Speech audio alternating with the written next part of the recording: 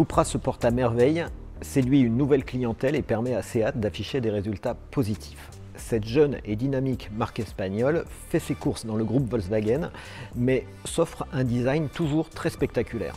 Ce sera encore le cas avec ce Tavascan qui vient d'être dévoilé, mais qui ne sera commercialisé que fin 2023, début 2024. Il reprend le fameux nez de requin, avec un capot qui semble plonger sur une calandre pleine et structurée en partie supérieure, mais largement ouverte en partie inférieure, alors que c'est un modèle 100% électrique. Rejetés aux extrémités, les projecteurs très rectiliens travaillent la forme géométrique du triangle. Alors cette thématique, on va la retrouver un peu partout sur le Tavascan, sur les côtés bien sûr avec au niveau des jantes, du vitrage, mais aussi à l'arrière avec des feux 3D qui reprennent aussi le thème du triangle, ainsi que l'emblème rétroéclairé comme à l'avant. Alors le Tavascan cultive son caractère sportif par de nombreux détails de style, dont certains ont aussi une fonction aérodynamique. Alors c'est le cas du diffuseur arrière, mais aussi du petit béquet. Et si on repart à l'avant, on va pouvoir remarquer que l'air est canalisé sous le masque pour ressortir au niveau du capot. Et puis aussi en partie inférieure, vers le bouclier, l'air rentre ici, puis après est dirigé vers les jantes qui elles aussi ont une fonction aérodynamique. À bord, tout s'organise autour de cette pièce structurelle que Cupra nomme la colonne vertébrale, qui supporte l'ensemble des éléments et notamment le large écran 15 pouces multimédia qui permet d'afficher l'ensemble des infos de bord et de commander l'ensemble des commandes. Dessous, la touch bar rétro-éclairée offre un accès direct à certaines fonctions comme la climatisation ou le volume de la radio. Ça, on a déjà vu que ça existait chez Volkswagen et c'est pas ultra pratique pour autant. Cupra oblige siège baquet sur les deux versions de Tavascan.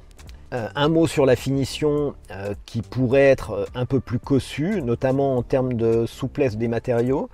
On voit très clairement que Cupra privilégie l'ambiance et l'esprit sportif à une espèce de pureté d'habitacle. Alors des triangles encore partout dans l'habitacle, au niveau des logos, sur les sièges, et aussi au niveau des contreportes qui sont rétro-éclairées. Alors ça c'est assez amusant et ça réchauffe beaucoup l'ambiance. La couleur peut être modifiée ainsi que l'intensité. En termes d'habitabilité, celle-ci semble très généreuse, notamment à l'arrière où les trois occupants peuvent facilement étendre leurs jambes et profiter d'un plancher parfaitement plat. Élaboré à partir de la plateforme MEB qu'il partage avec les Audi Q4 e-tron, Volkswagen ID4, ID5 et Skoda Enyaq, le Tavascan mesure 4,64 m de long, 1,86 m de large pour 1,60 m de haut. Il propose une version monomoteur située à l'arrière de 210 kW, soit 286 chevaux.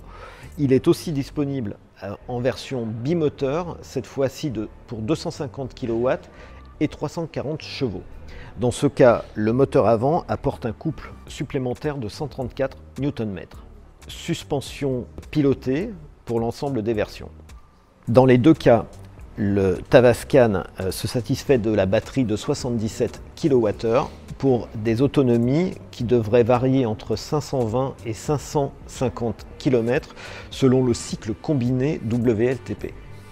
Grâce à une puissance de charge de 135 kW, le Tavascan promet de passer de 10 à 80% de recharge de la batterie en 30 minutes environ.